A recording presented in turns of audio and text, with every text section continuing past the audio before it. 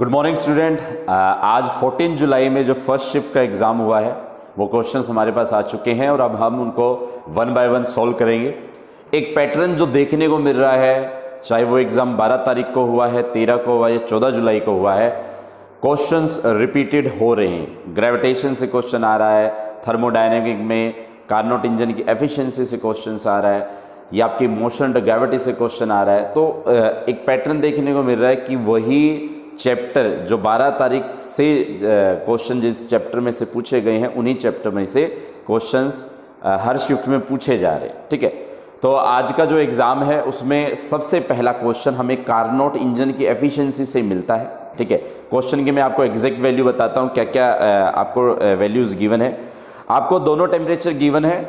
T1 is 127 degree and T2 is 87 degree Celsius. ठीक है, और आपको एफिशिएंसी बता रहा है कि एफिशिएंसी कितना परसेंट है। तो जैसे कि आपको पता है ये आपका फॉर्मूला होता है 1/√T2 / T1। अगर हम इसको सॉल्व करते हैं और इसको केल्विन में बदलते हैं, इसको अगर हम केल्विन में बदलते हैं तो 273 ऐड करेंगे, इट विल बी 360 केल्विन। और T1 आपका 127 है, इसमें 273 ऐड करेंगे तो इट विल बी 400 केल्विन। आप इसको सॉल्व करेंगे, योर वैल्यू बिकम, आप इसको अगर सॉल्व करेंगे ये बनेगा 400 minus 360 divided by 400, it's 40/400 and it will be 1/10, मतलब 0.1। आप इसको 100 से मल्टीप्लाई करेंगे, आपकी जो एफिशिएंसी है दैट विल बी 10%। ठीक है, जो भी आपको आंसर आएगा आपका, उसको आप 100 से मल्टीप्लाई करेंगे और आपकी एफिशिएंसी जो है 10% निकल आएगी। तो कार्नोट हम बार बार बताते हैं क्लासरूम में कि कार्नोट इंजन की एफिशिएंसी से हमेशा क्वेश्चन आता है, इस बार भी आया है। तो ये आपका पहला क्वेश्चन है जो कार्नोट की एफिशिएंसी से पूछा गया। सेकंड क्वेश्चन पर चलते हैं। सेकंड क्वेश्चन आपसे पूछा गया कि सैटेलाइट एक ऑर्बिट में घूम रही है अराउंड अर्थ, उसके पास कौन कौन सी एनर्जी होती है। तो आप खुद सोचिए, सैटेलाइट्स कोई भी हो, किसी भी प्लेनेट के अराउंड वो रोटेट करे तो वो मूव जरूर करती है, उसके पास कुछ ना कुछ वेलोसिटी जरूर होती है। तो ये सपोज करिए आपकी अर्थ है, इसके अराउंड ये सैटेलाइट रोटेट कर रही है, ऑब्वियस है सैटेलाइट की कुछ ना कुछ वेलोसिटी होगी। तो इस वजह से जो आपकी सैटेलाइट है उसके पास कौन सी एनर्जी कंटेन पाएगी, काइनेटिक। और क्यों कि वो कुछ ना कुछ डिस्टेंस पे है तो उसके पास पोटेंशियल एनर्जी भी पाएगी। तो आपकी सैटेलाइट के अंदर दोनों एनर्जी होती है, kinetic and potential both. Next question देखते हैं। नेक्स्ट क्वेश्चन एक न्यूमेरिकल दिया गया। न्यूमेरिकल आपका जो है बेस्ड है nth इक्वेशन पे, एंड आप सबने इसका फॉर्मूला पढ़ा u + a/2 2n - 1। क्वेश्चन क्या गिवन है आपको, आपने एक बॉल को थ्रो किया वर्टिकली डाउनवर्ड और आपको इनिशियल वेलोसिटी गिवन है 30 मीटर पर सेकंड, और आपको ये बताना है कि पहले सेकंड में कितना डिस्टेंस ट्रेवल होगा। तो ऑब्वियस है nth इक्वेशन किसी पर्टिकुलर सेकंड के डिस्टेंस को निकालने के लिए यूज होती है। हम यहां पर u की जगह 30 पुट करेंगे, a को हम g से बदलेंगे और g को आपको 10 लेना है, एंड 2 × में पहले सेकंड की बात करेंगे तो n की जगह वह रखेंगे। इसको सॉल्व करके आपका जो फाइनली आंसर आएगा दैट विल बी 35 मीटर। तो न्यूमेरिकल पूछा गया है, आपके nth इक्वेशन पर बेस्ड है, इसको ध्यान रखें। अगला क्वेश्चन देखते हैं। अगला क्वेश्चन बड़ा इजी है, आपसे ये पूछा गया 1 पिकोफैरेड इज इक्वल टू, काफी इजी क्वेश्चन है। तो हमें सबको पता होता है 1 picofarad is equal to 10⁻⁻12 farad. कुछ वैल्यू है आपको याद होनी चाहिए। पिको 10⁻⁻12, फरबी 10⁻⁻15, बिली 10⁻⁻3, माइक्रो 10⁻⁻6, नैनो 10⁻�9। इस तरीके से आप कई वैल्यूज को जो है ध्यान रख सकते हैं। तो ये क्वेश्चन आपका बड़ा इजी पूछा गया कि एक पिको फैरेड में कितने फैरेड्स होते हैं, तो it is equal to 10⁻⁻12। Next question पूछा गया है आपकी जो इंडक्टर होता है, ठीक है, उसके अंदर से एक न्यूमेरिकल पूछा गया है। जो इंडक्टर होता है, इंडक्टर के अंदर कितनी एनर्जी स्टोर होगी, और आपको L coefficient of self inductance and I current की वैल्यू गिवन है। फॉर्मूला एनर्जी का हम सबको पता होता है, it is half L of I square, numerical था जिसमें आपको L की वैल्यू और I की वैल्यू गिवन है।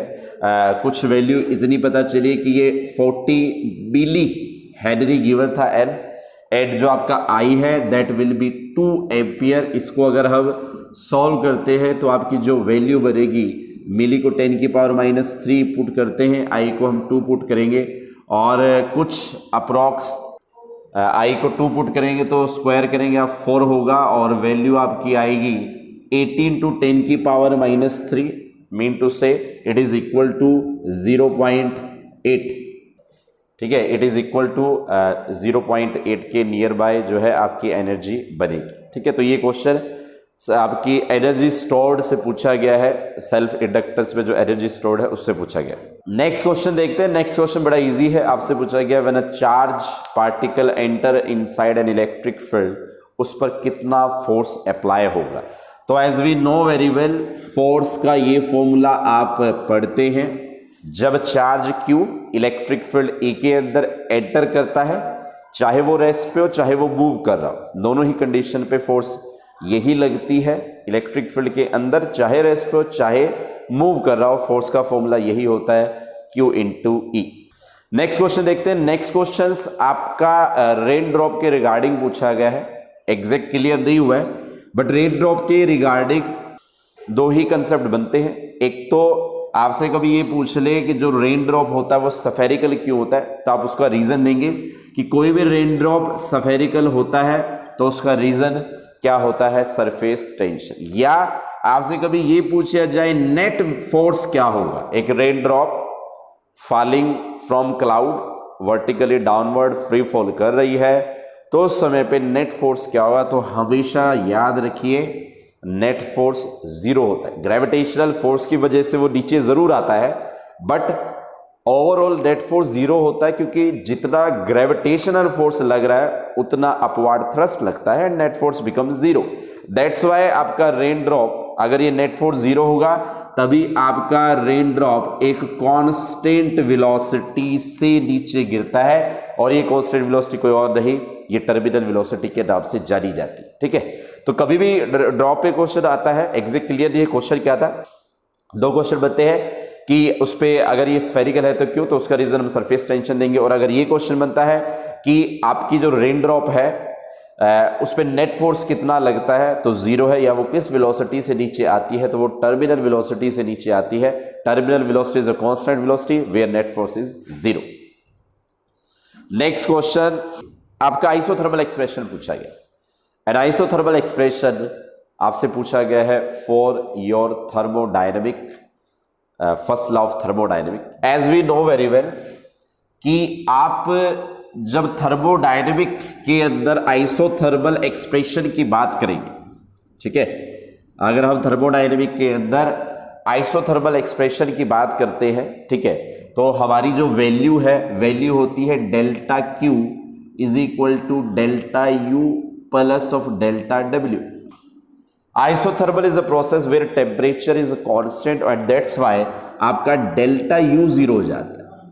टेम्परेचर में चेंजेस नहीं है, आपकी इंटरनल एनर्जी में भी कोई चेंजेस नहीं आएगा, that's why delta U 0 and आपका डेल्टा Q डेल्टा W के इक्वल हो जाता है। और कल के एग्जाम में भी थर्मोडायनेमिक के फर्स्ट लॉ से ऐसा ही एक क्वेश्चन आया था, तो ये आपके पास इक्वेशन बन जाएगी आइसोथर्मल प्रोसेस के अंदर। नेक्स्ट क्वेश्चन देखते हैं। नेक्स्ट क्वेश्चन है काफी इजी है, इलेक्ट्रोस्टैटिक फोर्स के थ्रू वर्क डन कितना होता है। तो याद रखिए कोई भी फोर्स जो टू द सेंटर लगती हो, सेंट्रीपिटल फोर्स हो, वो हमेशा वर्क डन 0 देती है। कैसे, आपका चार्ज पार्टिकल सपोज करिए ये आपका न्यूक्लियस है, यहां पर इलेक्ट्रॉन है और this is the direction of electrostatic force. Electrostatic force centripetal में कन्वर्ट होती है और आप इसमें जब टेंजेंट ड्रॉ करेंगे तो ये वाला जो एंगल है दैट विल बिकम 90। और कोई भी फोर्स और डिस्प्लेसमेंट के बीच में, अगर फोर्स और डिस्प्लेसमेंट के बीच में एंगल 90 प्रोड्यूस करता है तो वर्क डन 0। हर वो फोर्स जो सेंट्रीपिटल है वो वर्क डन 0 देगी, ग्रेविटेशनल भी सेंट्रीपिटल बनती है, वर्क डन 0 देगी। जब आपकी फ्रिक्शन फोर्स सेंट्रीपिटल बनेगी वो भी वर्क डन जीरो देगी। अभी इलेक्ट्रोस्टैटिक फोर्स सेंट्रीपिटल बनी तो ये भी वर्क डन जीरो देगी। Every centripetal force having zero work done. Next question देखते हैं, आपसे पूछेगा use of Zener diode. Use of Zener diode, as we know very well, Zener diode is a voltage regulator. Voltage को regulate करने के काम आता है, ठीक है। ज़ीनर डायोड पे क्वेश्चन पूछा गया है तो आप हमेशा इस चीज को याद रखेंगे। ज़ीनर डायोड कहां पर यूज होता है? As a voltage regulator.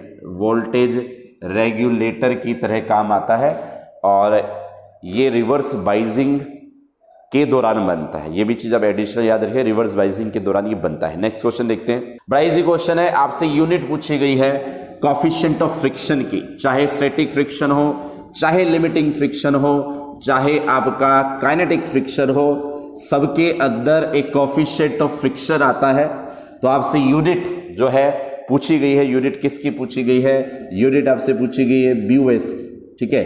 अगर मैं BUS का फॉर्मूला लिखता हूं तो मैं इसको F(s/r) लिख सकता हूं, ठीक है। ये भी फोर्स है, ये भी फोर्स है, दोनों काटेंगे तो वैल्यू आपकी जो आएगी यूनिटलेस। तो आपका कोएफिशिएंट ऑफ फ्रिक्शन स्टैटिक हो, लिमिटिंग हो, डायनेमिक, कोई भी हो, काइनेटिक, आप हमेशा ये देखेंगे कि वैल्यू क्या आएगी? यूनिटलेस। नेक्स्ट क्वेश्चन देखते हैं, आपसे क्वेश्चन पूछा गया है। क्वेश्चन क्या है? आपके पास एक रेजिस्टेंस है R और इसके 10 पीसेस किए गए। अगर 10 पीसेस किए गए, ठीक है, तो हर एक टुकड़े का, हर एक छोटे टुकड़े का रेजिस्टेंस R/10 हो जाएगा सबका, ठीक है।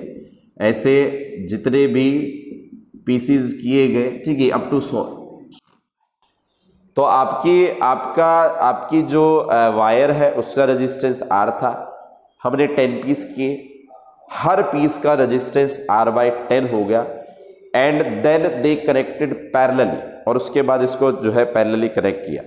तो आप क्या देखेंगे? आपको R/10 को 10 टाइम्स ऐड करना है पैरेलली। तो इसका एक डायरेक्ट फॉर्मूला है, इक्विवेलेंट रेजिस्टेंस निकालने का फॉर्मूला होता है R/n²।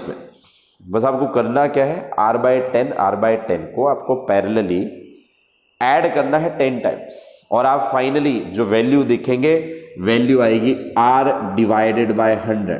तो n का मतलब यहां पर 10 होगा, 10 का आप स्क्वायर करेंगे R/100, तो इक्विवेलेंट रेजिस्टेंस 10 के 10 पीसेस को पैरेलली जोड़ने के बाद आपका इक्विवेलेंट रेजिस्टेंस बनेगा R/100। कोई क्वेश्चन एंगल ऑफ कॉन्टेक्ट से था, एग्जैक्टली नहीं पता चला कि क्वेश्चन क्या था, बट इतना आप ध्यान रखिए, आपके पास 3 शेप्स होती हैं इस तरीके से, ऐसी 3 शेप्स होती है। ये आपकी पैरेलल है, प्लेन शेप है मीन टू से। इसमें आपका एंगल ऑफ कॉन्टेक्ट एक्चुअली में 90 डिग्री बनता है। ये आपके पास कन्वेक्स शेप है, यहां पे आपका angle of contact greater than 90 बनता है। ये आपके पास कनकेव शेप है, यहां पे आपका एंगल जो है लेस देन 90 बनता है। कुछ ऐसा ही क्वेश्चन इसके रिगार्डिंग पूछा गया था, तो आपको पता होना चाहिए प्लेन के लिए 90, कन्वेक्स के लिए ग्रेटर देन 90 एंड कनकेव के लिए less than 90 degree. Next question एक न्यूमेरिकल है जो रेजिस्टेंस पे पूछा गया है। आपको जैसे कि पता R = ρl/a है, एग्जैक्टली वैल्यू नहीं पता है, बट रजिस्टिविटी की, लेंथ की और एरिया की शायद वैल्यू गिवन थी, और आपसे रेजिस्टेंस पूछा गया, तो आपको बस वैल्यू पुट करनी है, न्यूमेरिकल है, वैल्यू पुट करनी है और रेजिस्टेंस का जो है यहां से आंसर निकल आएगा। नेक्स्ट क्वेश्चन देखते हैं। बहुत बार बताया जाता है क्लासरूम में, एक क्वेश्चन आपका पावर ऑफ लेंथ से आता है, तो उसी तरीके से यहां पे एक क्वेश्चन आपका पावर ऑफ लेंथ से आया है कि एक लेंस है जिसकी फोकल लेंथ 10 सेंटीमीटर गिवन है, ठीक है। जब कभी भी आपकी फोकल लेंथ सेंटीमीटर में गिवन हो तो फॉर्मूला 100/f हो जाता है, और अगर मीटर में गिवन होता तो ये 1/f होता। तो फोकल लेंथ आपको गिवन है 10 सेंटीमीटर, और आपको पावर बतानी है, तो आप इधर पुट कर दीजिए 10 centimetre, power will be 10 dioptre, ठीक है। आप फोकल लेंथ की वैल्यू पुट करेंगे 10 centimetre and power will be 10 dioptre. Next question पूछा गया अल्फा बीटा गामा, ये है पार्टिकल्स, इनमें सबसे ज्यादा पेनिट्रेटिंग पावर किसकी होती है? तो पेनिट्रेटिंग पावर उसी की होती है जिसकी वेलोसिटी सबसे ज़्यादा है। जो सबसे हल्का पड़े तो वो गामा है। अल्फा बीटा गामा में गामा सबसे हल्का पड़ता है, तो गामा की पेनिट्रेशन पावर सबसे ज़्यादा होती है। तो gamma having high penetration power, gamma having high penetration power, इसको आप ध्यान रखें, ठीक है। एक क्वेश्चन और है, जब एक charge particle when a charge particle move then कौन कौन सा जो है वो फील्ड प्रोड्यूस करता है। तो we will know very well, charge है तो इलेक्ट्रिक फील्ड तो हमेशा ही देगा, और अगर वो मूव कर रहा है तो मैग्नेटिक फील्ड भी देगा।